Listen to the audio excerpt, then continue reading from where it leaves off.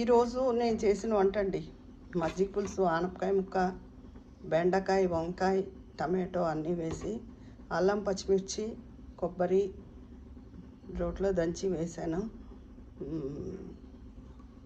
కొద్ది చిరుపులుపున్న మజ్జిగ అయితే మజ్జిగ పులుసు బాగుంటుంది.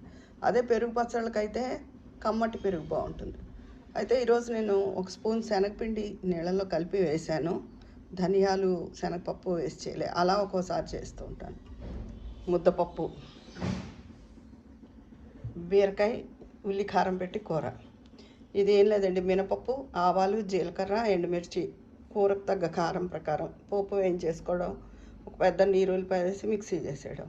ఈ లోపల వేరే ప్యాన్ మీద బీరకాయ ముక్కలు తరిగి వేసేసుకుని చిటికెడు పసుపు, ఉప్పు వేసి మూత పెట్టేసుకోవడం. సగం ఉడికిన తర్వాత కొంచెం చింతపండు రసం వేసి కలిపేసుకోవడం. తగినంత ఉప్పు మొదటే చెప్పానేమో.